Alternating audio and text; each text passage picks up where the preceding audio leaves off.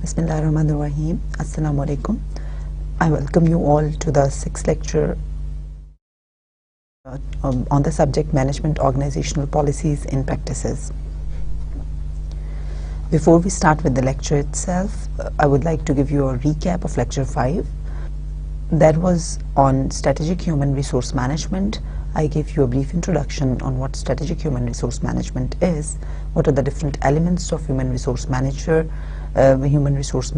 who are involved in the process of human resource management, what are the different management styles followed by the managers, such as they have different style of management for the contractual workers vis-a-vis for the full-time workers, for the permanent workers, for the part-time workers, and so on.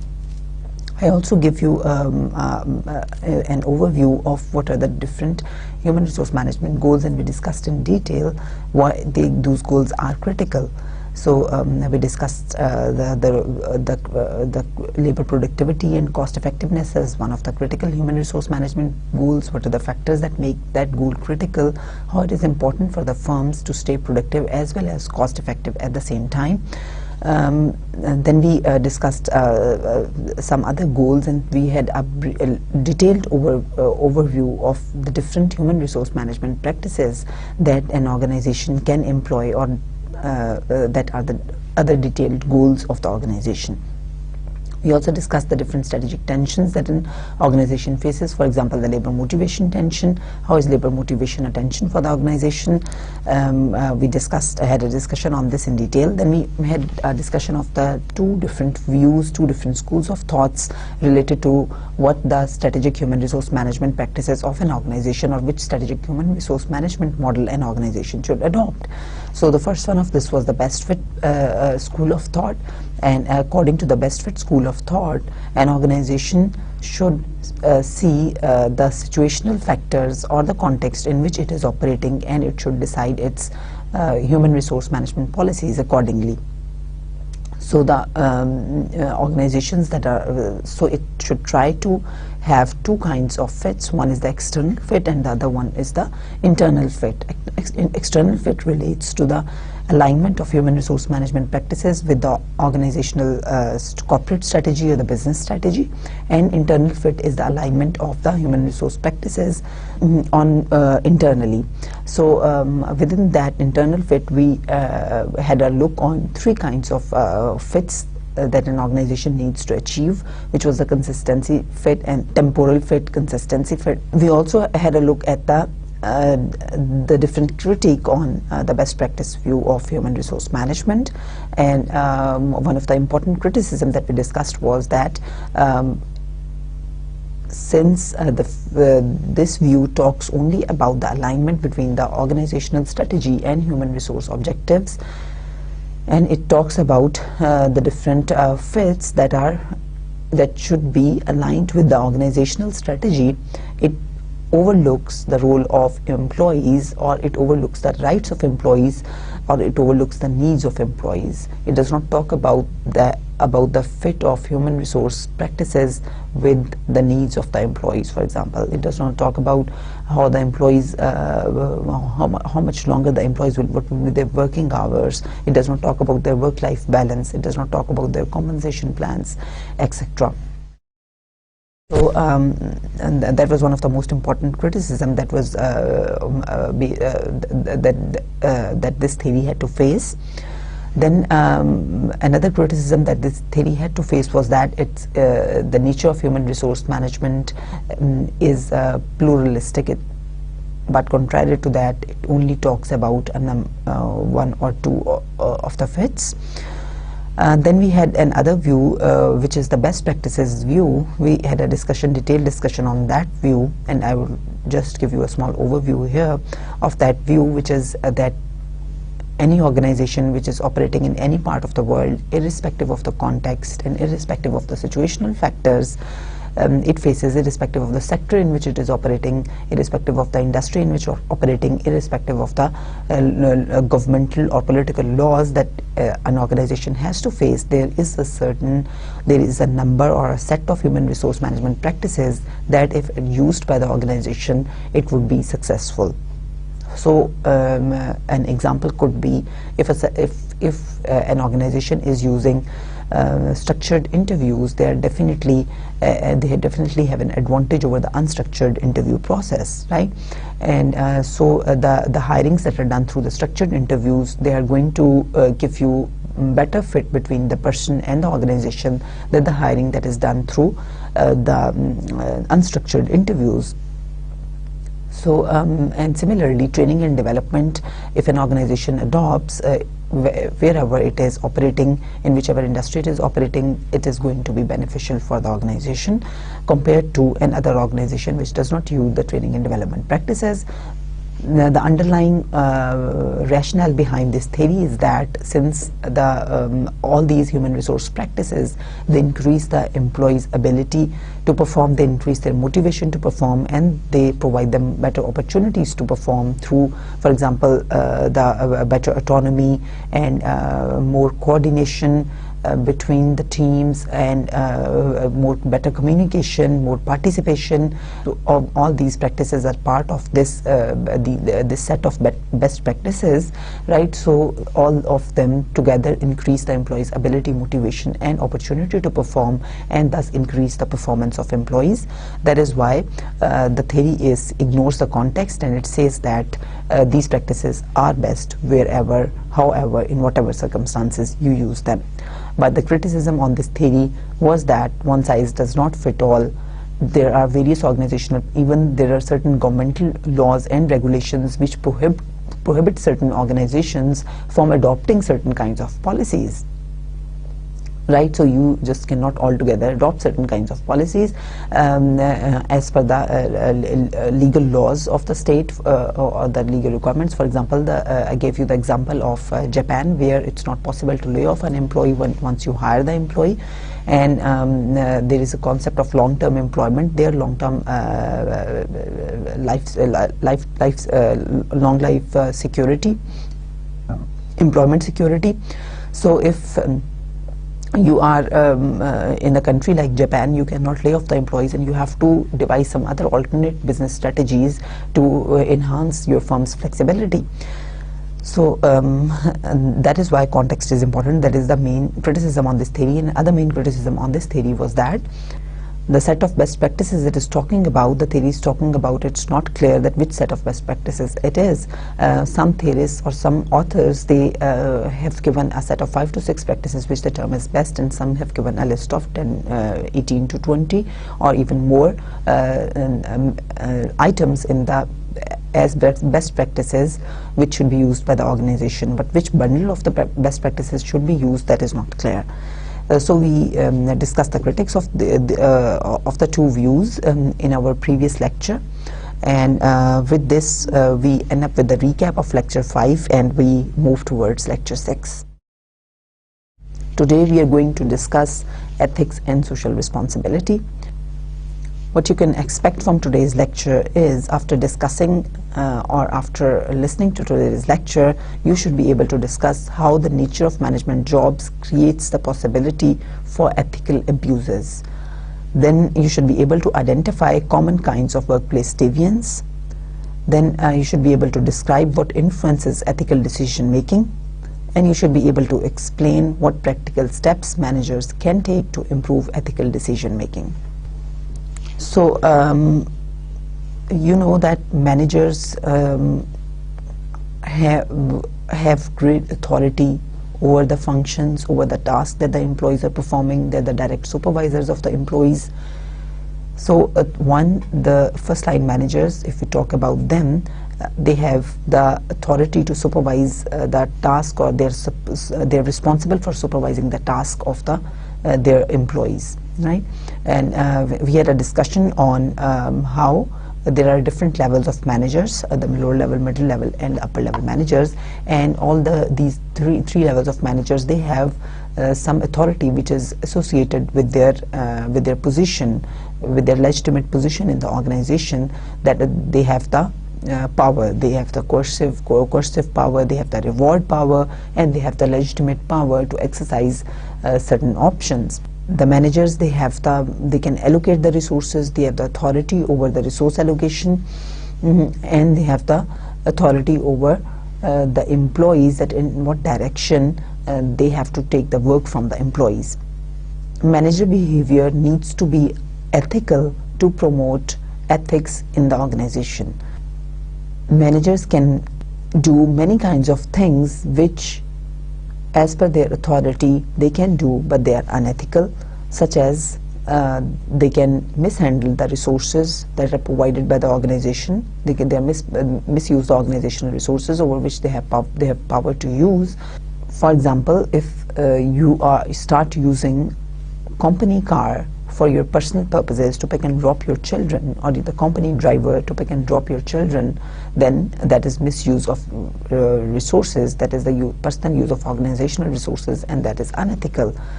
Similarly, if you start using the company computer or the company laptop for personal purposes, that is also an unethical use of company resources. Then handling of information is very important, because managers, that they have to play the role of spokesperson on the behalf of the organization, right? They have to play the role of figurehead, so they are representing organization at various levels outside the organization, as well as, of course, they represent the organization inside the organization, but they also represent the organization outside. So when they're performing all these different roles and duties, they have certain responsibilities when it comes to the dissemination of information. First, they are the receivers of the first-hand information or the second-hand information. They receive the information, they assimilate that information, and they are also responsible to disseminate that information properly. So that is one of the responsibilities of the managers, not to withhold the important company information and to disseminate that information to the organization. It also has to disseminate the information not only within the organization but also outside the organization to the other stakeholders of the organization. For example, they are responsible for sharing the information on the company's financial statements, on its financial ratios, or on the dividends to the stakeholder, to the shareholders of the company. So one responsibility of the manager is the dissemination of the information, and the other responsibility of the information is the accuracy with which that information is disseminated to the different parties involved, right? So if managers, they try to play with the information, or if they're trying to play with the data so as to show a promising picture of the organization, then that is again an ethical use of power by the managers. So they should not play with the data, and they should not misuse the data, and they should not doctor the data, right? And then we have that they can influence the behavior of others. Managers, of course, they have the power to influence the behaviors of others, just as I talked about earlier. By others, we mean that the direct subordinates or the employees who are being supervised by the managers, they have the so this influence on the behavior of the employees, that influence can come from the role model the manager themselves are providing. So if they are themselves engaged in the acts that are unethical, then it would give signals to the employees that ethics is not important to the organization, and playing unethical is normal. So one is that the employees will be directed to involve in the acts that are unethical.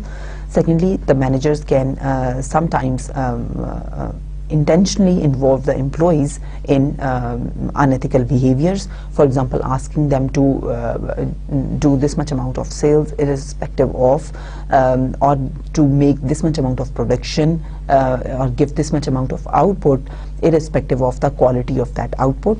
right? And they themselves ask them sometimes to play with the data and do some certain other tactics which are important that their employees do for the organization or for their department to meet their targets. So the goal setting that is done by the managers that can have significant influences on how the employees behave, right? The goal setting done in the organization can significantly determine the ethical behavior of the employees.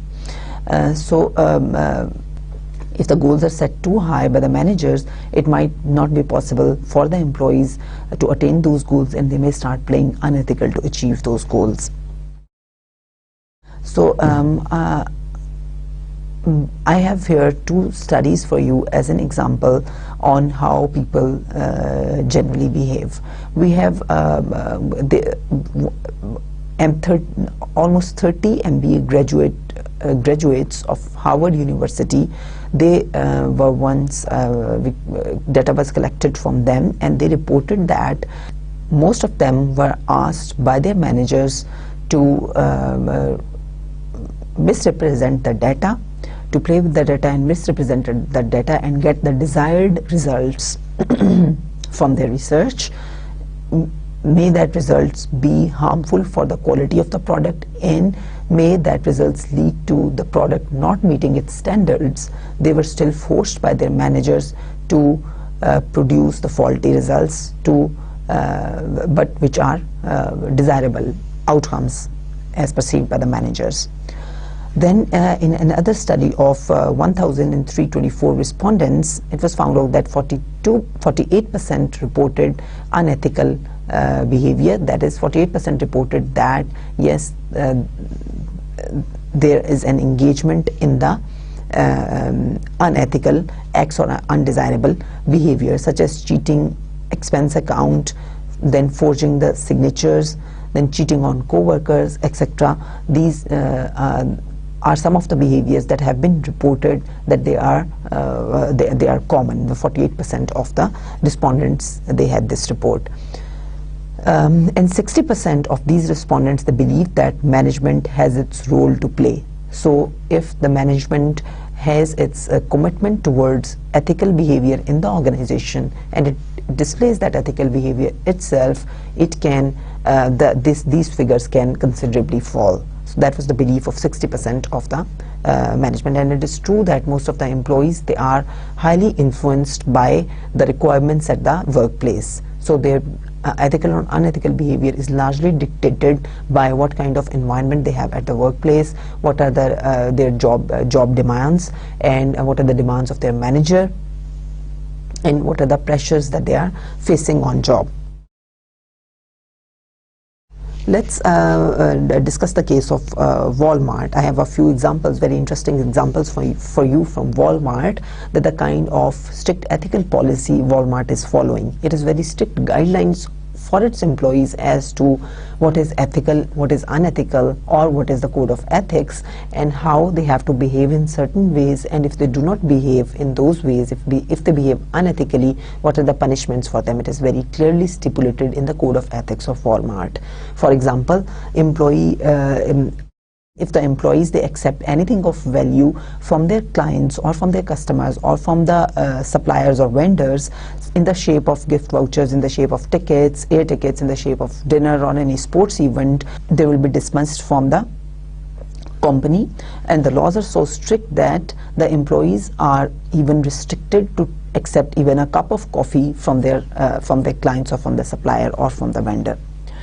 Then they have the employees, when they are scheduling some meetings with the vendors or with the suppliers, those meetings are supposed to be held in classrooms, so that any kind of unethical act, for example, if it is taking place between the employee and the vendor or the supplier in the form of exchange of some gift, etc., that can be visible from the corridor. Anybody can see what's happening inside the glass room. So just to keep a check and just to keep strict controls and to make sure the ethical policy of the organization is being followed, they have this system of glass rooms, and on the doors of those glass rooms, they have posted the posters which are saying that anything received will be returned to the sender on his expense. So this is the kind of the signals the Walmart is giving to its employees. So we just discussed that how the nature of management jobs, it's sometimes the managers, they have the pressures, they themselves have the pressures of deadlines, and they themselves have pressures, for example, of sales target that the department or their unit has to meet, and they are translating those pressures to their employees to get the job done. So managers, of course, they have a greater responsibility in this kind of situation, because they are the direct implementers of the organizational policies and practices, and they're the people who are setting the guidelines for the employees and who are setting the expectations on how the employees are supposed to behave. So they must use the company resources appropriately. They must handle the company information confidentially, and they should not influence others to engage in unethical behavior. They should not create policies that reward employees for unethical behavior, and they should set reasonable goals. So I gave you a few examples of how the managers, they should use the company information ethically, how it should use the resources of the company ethically. So it is, for example, normal for the employees in the organizations to, or for the managers, or for the representatives, or for example for the sales representatives, or for the corporate managers in the organizations to take their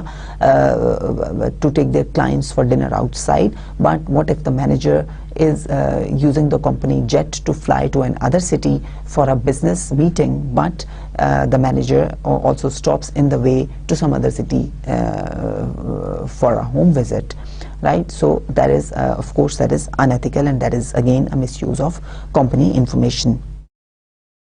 I have another example of Sears for you. Sears is one of the leading automotive repair company of the world, and one of the very big companies, and it's restructured its incentive system in order to increase its overall output, and in order to increase its overall sales and profitability. The company restructured its incentive system such that they linked the commission of their employees to the number of the batteries that they are replacing, the number of the shock absorbers that they are replacing, and the oil changes that they are making. So as a result of that, of course, what happened was that the interests of the employees, which is higher pay or higher commission, that directly was in conflict with the interest of the customers, which was honest repair work. The employees, what they were basically doing was that they were making the unnecessary repairs, or they were the quality of the repair that was jeopardized, because they were trying to save the time and sell to some more customers in that time. So they were more emphasizing on the quantity, because their rewards were commission based, than quality. Quality was suffering, and secondly, the unnecessary repairs were being made, and unnecessary parts were being sold to the clients when they were not required, which tremendously was increasing the cost of the customers, and secondly, it was also suffering from the quality, the repair work, and the output given by the employees. So there were huge number of complaints from the customers in around 40 states. Result was that the company identified the problem, and they reversed their policy of linking the incentive systems, the commission to the commission of linking the commission to the number of batteries sold, or number of shock absorbers, or oil changes made. So the incentive system was revised again. So what is happening here is that the company management is adopting a policy for the company to be more productive, but it is encouraging counterproductive behaviors unintentionally. So sometimes the policies of the organization, sometimes the policies devised by the managers, they can be intentional, and sometimes those policies devised by the managers can be unintentional, right? So management needs to be aware that what is promoting unethical behavior at workplace. So workplace deviance is basically when you are deviating from what is from the principles of right and wrong, and you are not behaving in a way which is in accordance with the accepted norms of right and wrong in the organization. There are basically two dimensions of workplace deviance. One is the one is the degree of deviance, and the other one is the target of deviant behavior. So degree of deviance can be from minor to major. There can be major deviance in the organization from the workplace behavior, and there can be a minor deviance. Then the target of deviant behavior, that can be the organization, and that can be the particular individual himself or herself, right? So it can be the individuals or it can be the organization. So let's have a look at these in detail. We said that the workplace deviance can be of two types: one the organizational deviance, and the other one the individual deviance. When we talk about the organizational deviance, it is the production deviance and the property deviance, and we talk about the individual deviance, it is the political deviance or personal aggression. So what is production deviance? Production deviance is basically when your quality of your work is being hurt, or when your output is being hurt, right? You are producing less quantity of output, or you're producing the less quality of output, right? So both are the examples of production deviance. So it happens when the employees are, for example, leaving early from work, right? They're taking excessively long breaks, etc. And in such cases, what's happening is that the production is being directly hit, their output is being directly hit, whether that be the quality of work, or for example, they can be not very much present-minded in their work, they're absent-minded in their work, and that is resultantly the quality of their work is being affected again, or they have some stress in their work life or in their personal life, and as a result of which the quality of their work is being damaged. So there can be a number of factors, result of which can be the disruption in the quality and the quantity of the work. So all these behaviors are basically unethical. When you are performing such behaviors, they are unethical behaviors. Then property deviance is another form of workplace deviance. Here what happens is that you are again performing unethically, which is aimed at company property, right? So examples can be sabotage, stealing and damaging equipment from the company, etc. A study reported in the US that almost $1 billion a year, or $13 billion, which forms almost $13 billion, that is accounted to towards the shrinkage costs that the retailers have to bear on the part of the unethical behavior performed by the employees, right? So that could be the you're sabotaging the company equipment, or damaging the company equipment, or stealing from the company, that is costing around $13 billion to the retailers in the US every year, which is a huge amount, or a huge number. So of course this kind of data is not available for the countries like Pakistan. Then we have the political deviance.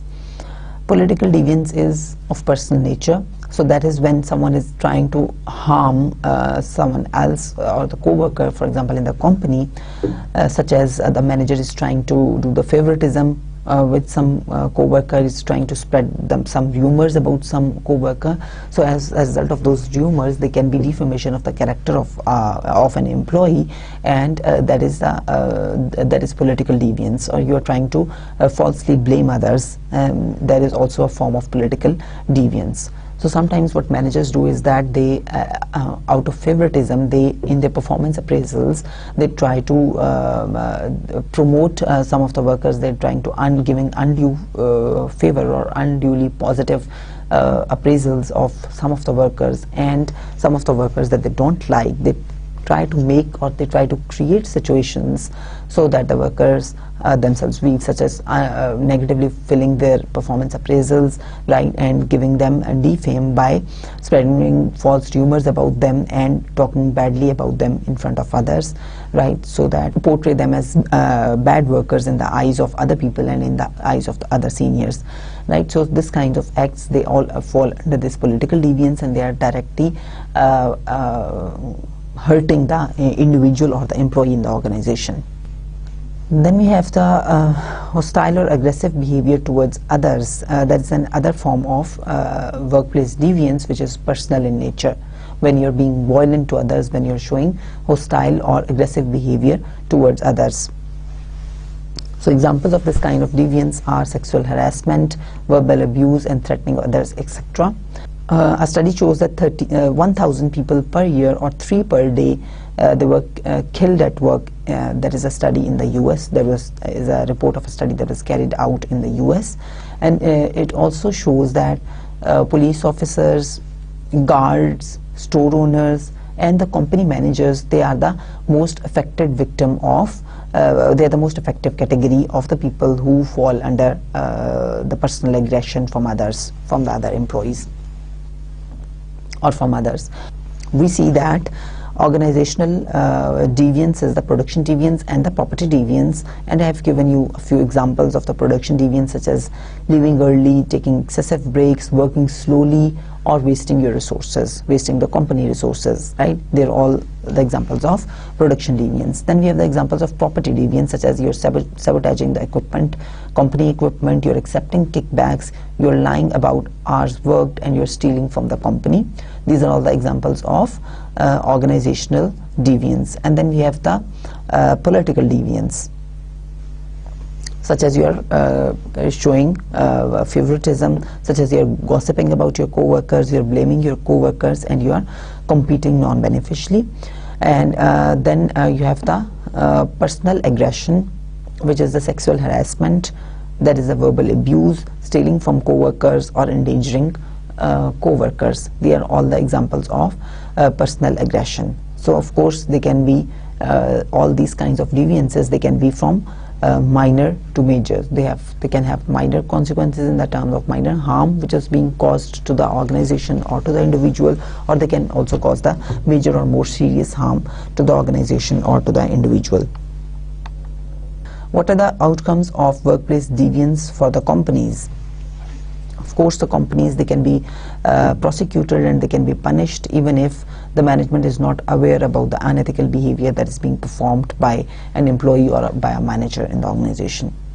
Sexual harassment, for example, if we take its case, and if every company is supposed to have, as by law, sexual harassment, there are certain sexual harassment standards, rules and regulations which are also stipulated by the states nowadays. The companies generally also have a policy on sexual harassment.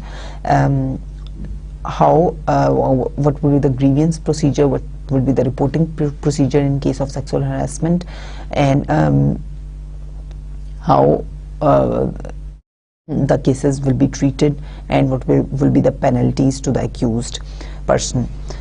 So if your customer, if the co-worker of the company, or if the supervisor of the company that is engaged in the act of sexual harassment of the co-worker, then that of course the organization or the company is directly responsible for that act. In case of lawsuit, the company has to prove its case.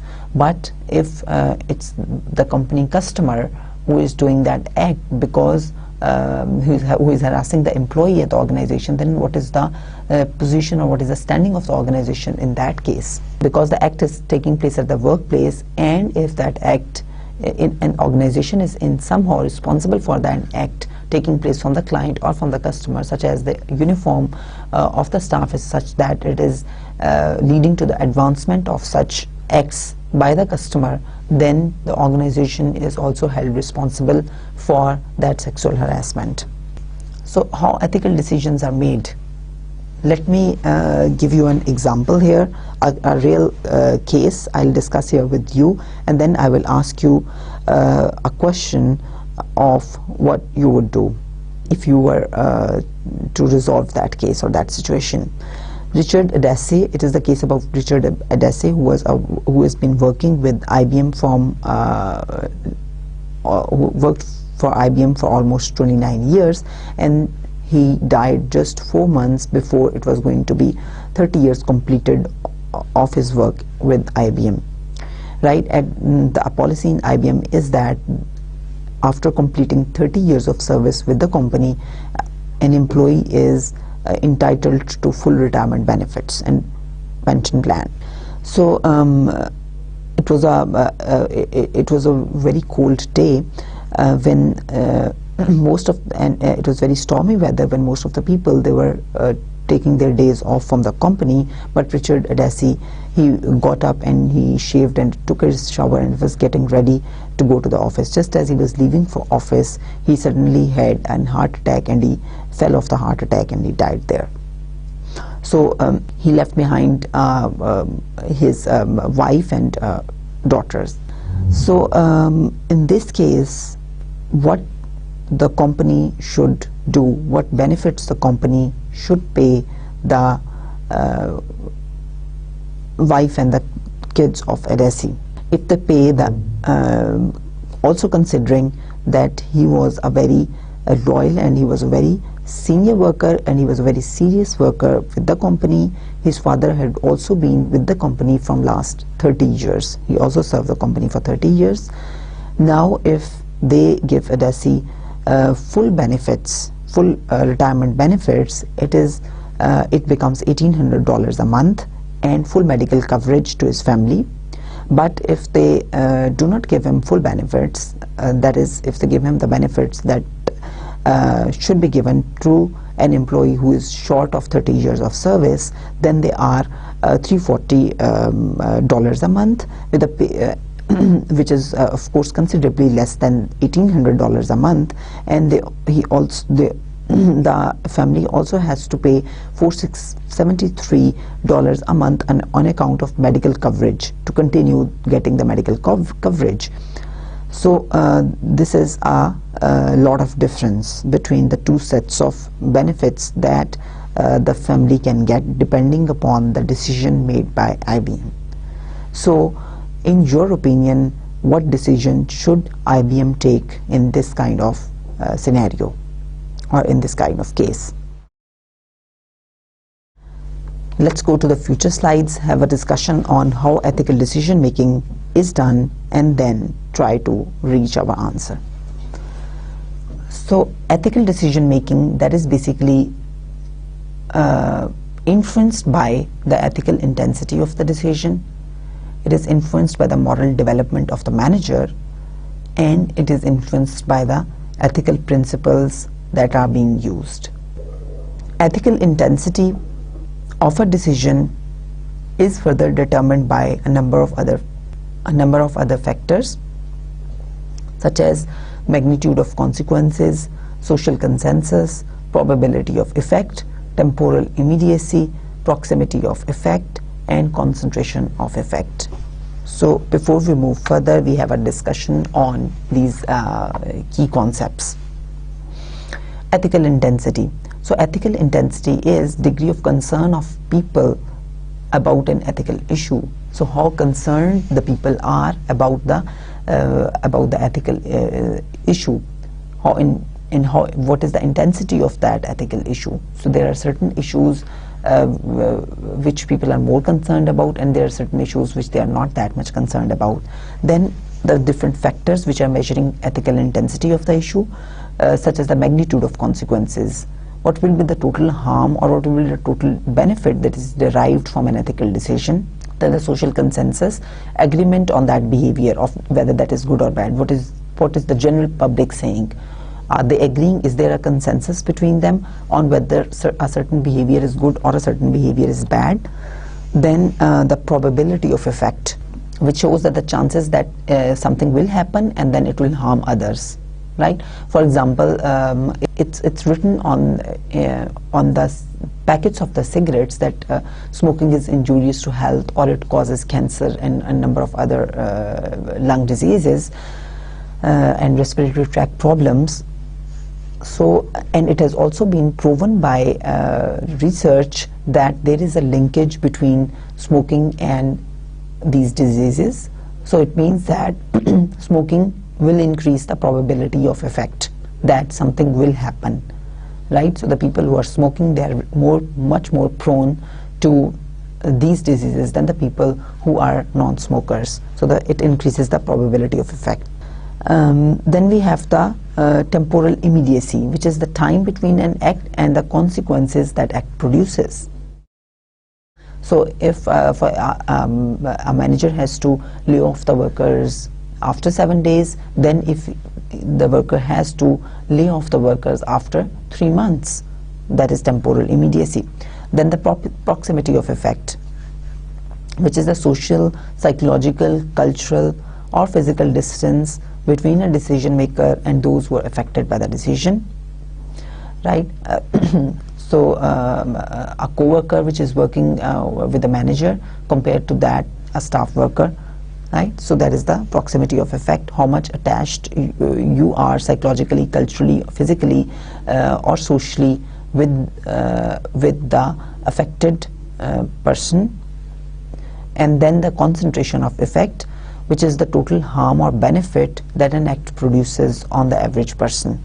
So concentration of effect is again the total harm that you are being or the benefit that an act will have on the average person. Let's try to first go back to the case of Richard Edesi that I just told you. If we come back to the ethical intensity and the factors that are determining the ethical intensity, we would see that 5 factors out of the 6 were present in the case of Richard Edesi at IBM.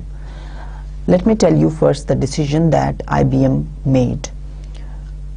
IBM decided not to give the family full benefits such as the full insurance cover and the full amount of monthly payments of $1,800. If we view that decision of IBM in the light of these factors, we would see that there was a magnitude of consequences. That is, it was clear that this is the total harm that this decision is going to have on the family of Edesi, which is, as I told you, that if they get in total it was 1,800, and if they get it partially, not the full amount, then it is 340. And then we have the magnitude of consequences, and then we have the social consensus. Well, most of us will agree that IBM did the right decision, but there will be many of us as well who won't agree that IBM has done the ethical decision. They would say that it was really unethical from the company to make this decision. They should have given the family of Edesi full benefits, because he is left over a wife and daughters, and his wife is also a housewife from last 20 years, and it won't be possible for her to start some work again or do some work after 20 years of staying at home. So in this kind of situation, most of us, they might be really identifying with the family of Edesi, and they might be thinking that it was unethical by IBM not to give full benefits to his family only because he was just 4 months short of his service. So probability of effect is, as I told you, it's the chances that something will happen and it will harm others. So of course we know that if their family would be paid this much, what would be the harm that would be caused to the family. Then the temporal immediacy, of course the decision, that when will the decision take place and when it will affect him. Of course the decision will affect their family immediately. And then we have the proximity of effect. Most of us, they are identifying with the family of Edesi and not to the IBM. So we are both psychologically and socially and culturally identifying with the family. And then the concentration of effect is also there. That is the total harm or the total benefit that is being cost to the average person. So average person here is the Adasi's family, his wife and his kids. So out of all these factors, we see that except for social consensus, the decision made by IBM was supported by the other factors, except for the social consensus. Many of us don't have this consensus that it was an ethical decision, and some of us have this consensus. Then the other factor that leads to the determination of the ethical decision making, or that influences the ethical decision making, is the moral development. At what stage of moral development you are. So there are 3 stages of moral development that have been explained here. One is the pre-conventional, the other one is the conventional, and the last stage is the post-conventional stage. At pre-conventional stage, what is happening is that you are making certain decisions because you are playing selfish, right? Only because of your self-interest you are making certain decisions. And in conventional, you are making decisions because of the societal expectations, and in post-conventional stage you are making certain decisions because of your internalized principles. So the decisions in the first domain are more selfish, and in the last stage they are more mature. There are again 2 stages each of these stage. So for the pre-conventional stage, we have the stage of punishment and obedience. Here you are doing something because you feel that it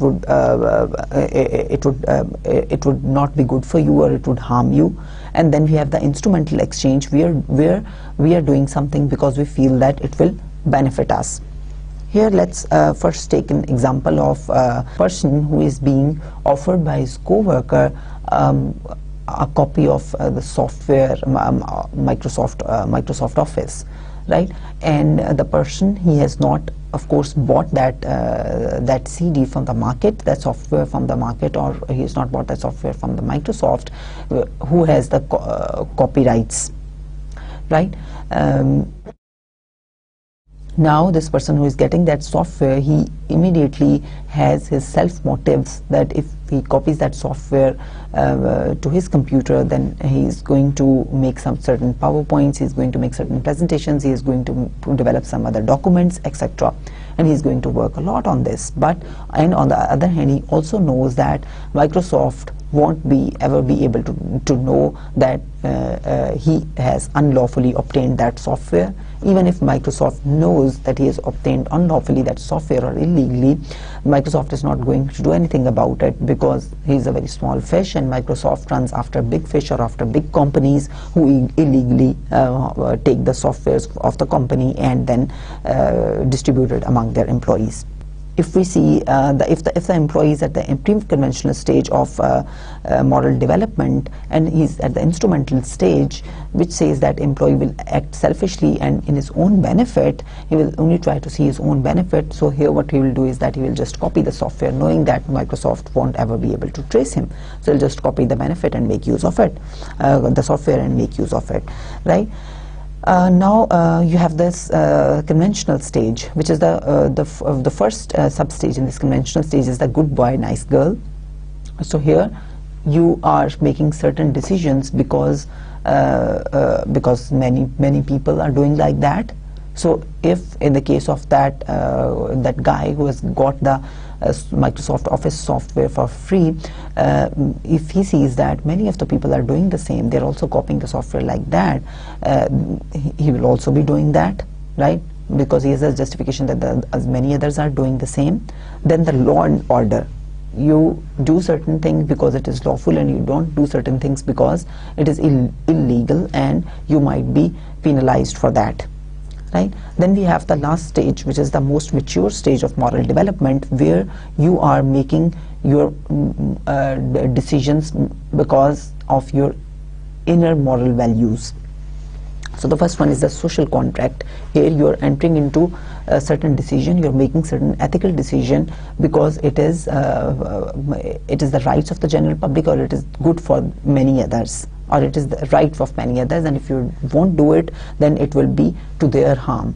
For example, in the case of Microsoft, again, that boy, if he is at this stage, he will not copy the software because he will believe that it will be violation of the rights of Microsoft.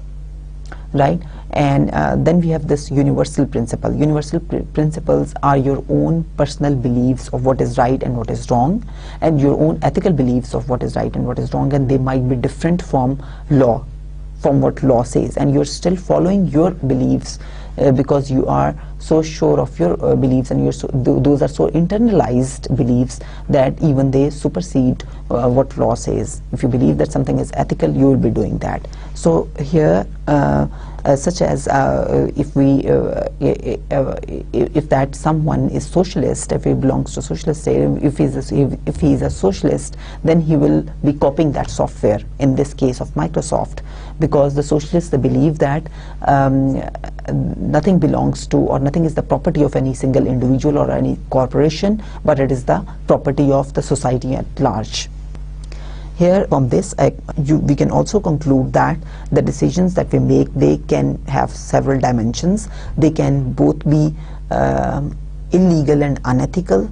The decisions, they can be legal but unethical. They can be ethical but illegal, and finally the decisions can be both legal and ethical. So there are certain principles that also guide the decision making.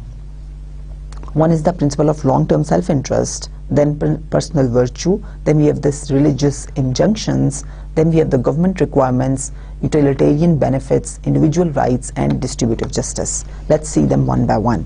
The principle of long-term self-interest, where the individual is going to make a decision which is in the long-term interest of the individual or for the organization. So this principle might look selfish in the first sight, but it actually is not.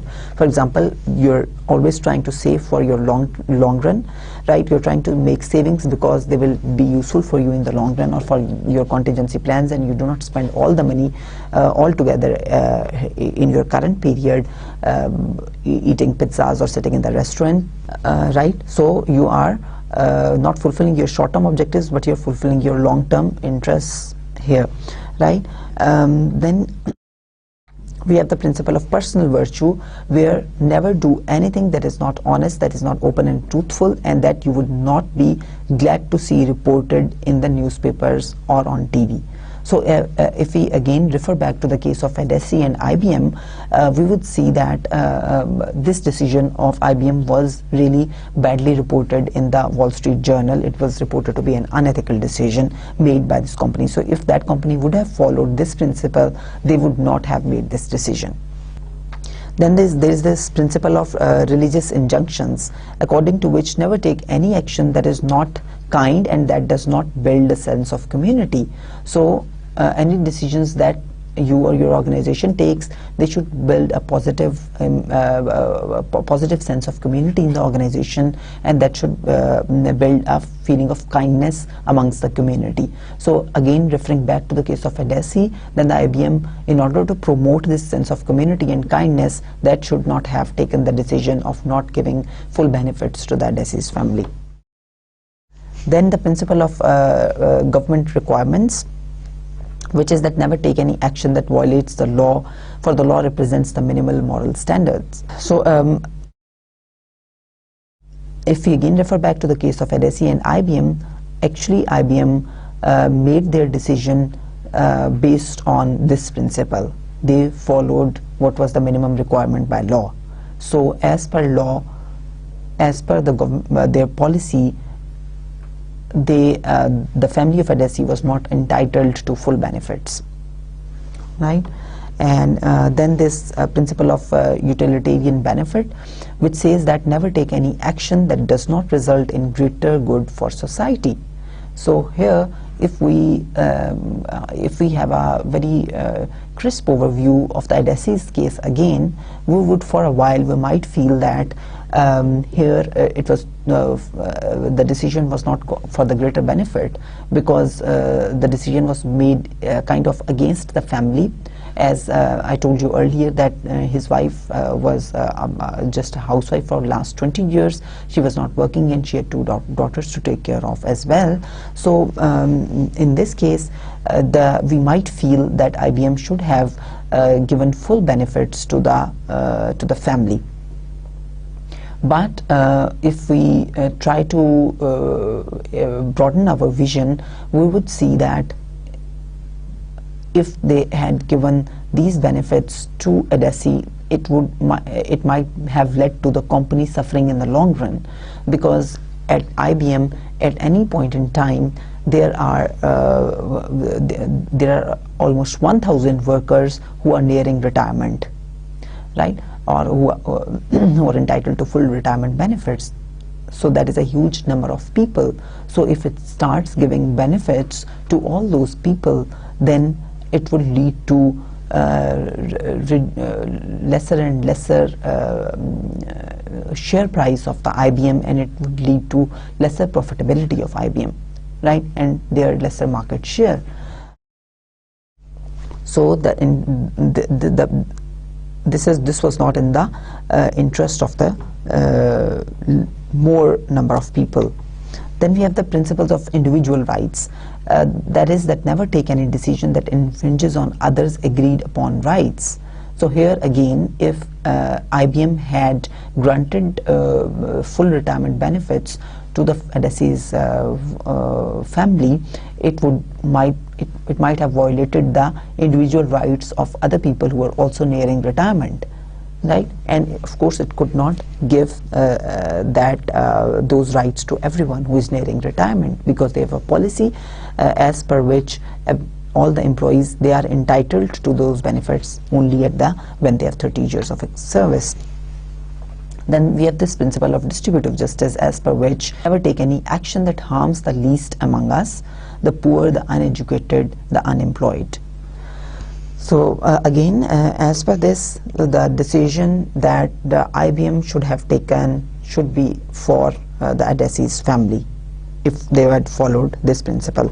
So from all these principles of ethical decision making, we see that different principles, they lead us to different answers, right?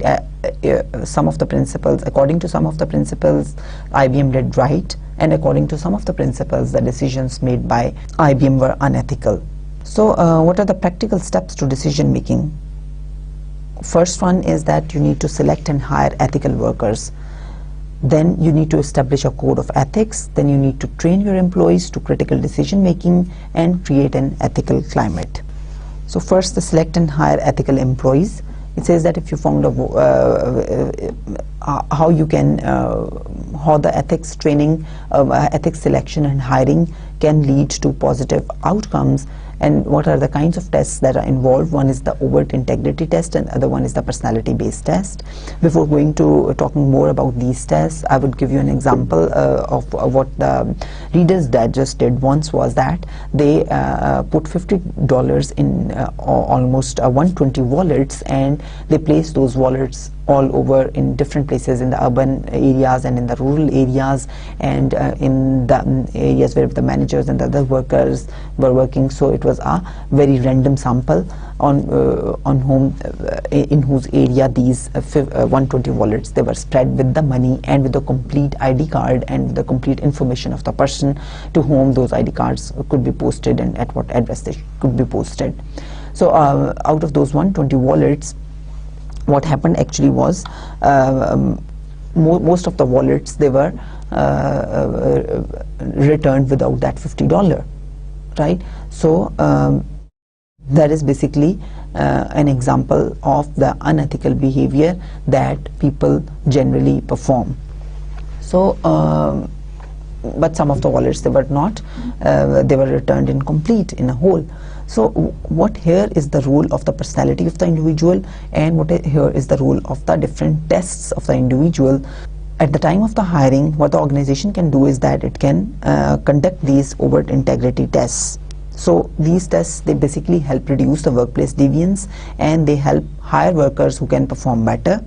Out of these integrity tests, for example, you can ask your the prospective candidate that whether he will make a purchase from a seller who he knows that he has stolen the products, right?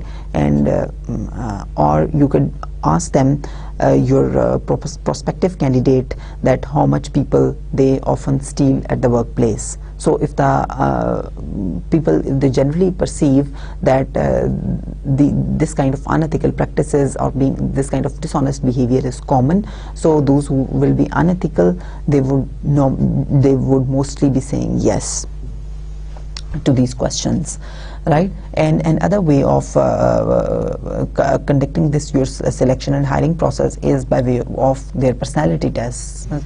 Of course, there are certain personality traits that are stable and that cannot be changed over time. Some individuals, they are more prone to certain acting or behaving in certain ways than other individuals are. So if you can make some personality tests which can check the sense of responsibility, which can check the dutifulness and the conscientiousness of the prospective candidates, those tests can also be very helpful in selecting the employees who mature on the ethical behavior at the workplace. We have some research findings. We have some data which shows that overt integrity tests and workplace deviance, they are very strongly related. So the probability that of the individuals who are being selected after the overt integrity tests, that is 82%, that those individuals who have been selected after taking these integrity tests, they would there are 82% that chances that they would perform less workplace deviant behaviors, or they will less be engaged in the deviant behaviors. So 32% is a very big number. It is a very big ratio percentage. And then we have also a result for the personality based integrity tests and the workplace deviance. So if there are 68% chances that the people who were tested on their personality at the time of hiring and who showed ethical behaviors, depicted ethical personalities or ethical behavior at the time of their personality tests, they had 68% more chances of not being engaged in these counterproductive behaviors such as workplace deviance. We have also these tests which are related to performance. So these tests also increase the probability of performance.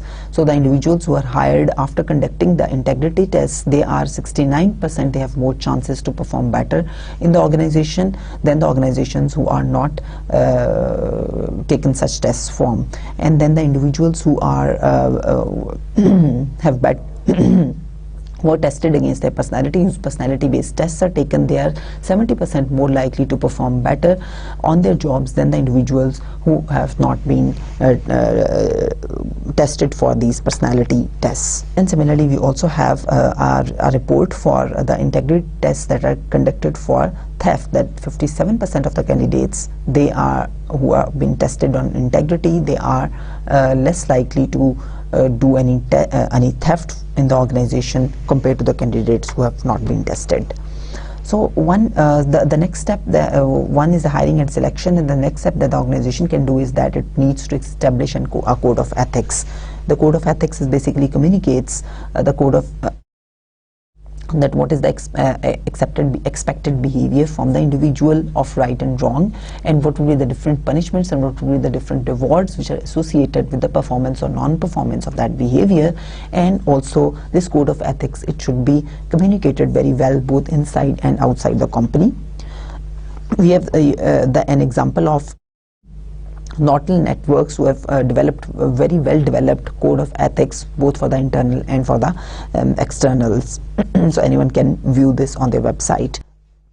Then ethics training, that of course is very important, that needs to be provided to the employees, and that can be really helpful in promoting ethical behavior at the workplace.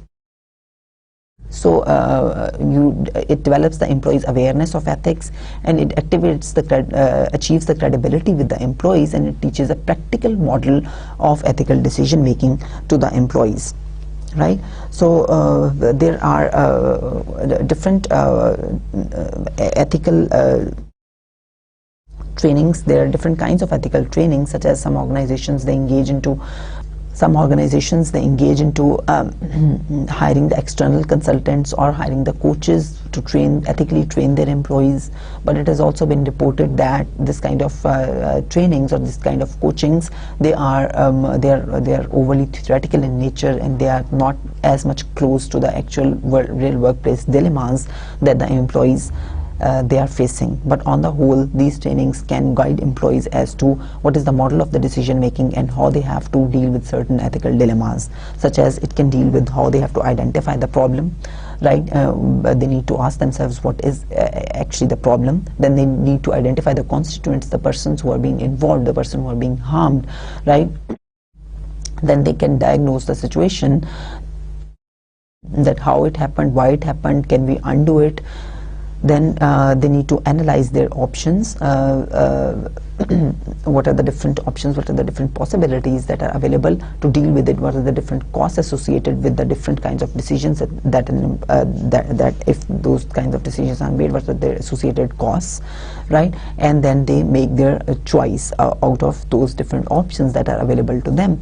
So the choice, they should also take care of whether they will be reporting their final decision to the customers, to their suppliers, to their clients, to their manager, to their bosses, to the general public, and how would they react while making the final choice.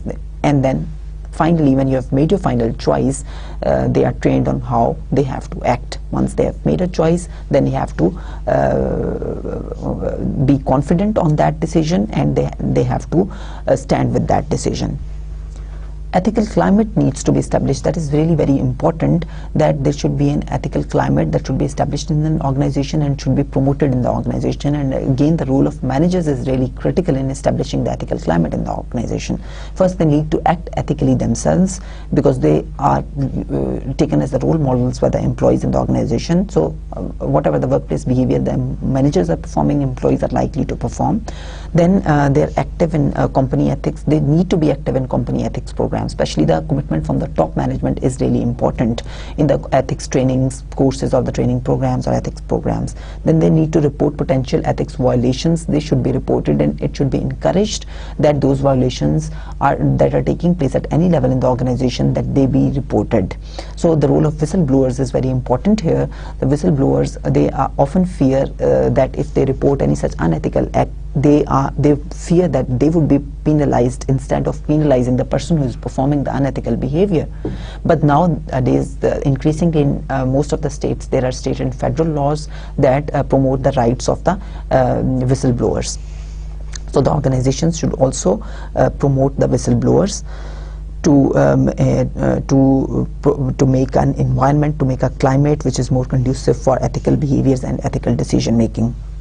And it is really important that those who are not performing ethically, or those who are violating the code of ethics, they must be punished, to give a strong message from the organization. So with this, we conclude our today's lecture, which was on ethics and social responsibility, where we discussed the different roles of the managers, and we also had a discussion on what determines the ethical behavior at workplace, what are the different influences on ethical behavior at workplace. I hope you enjoyed today's lecture. Thank you for your patient hearing. See you in the next lecture. Thank you very much. Allah Hafiz.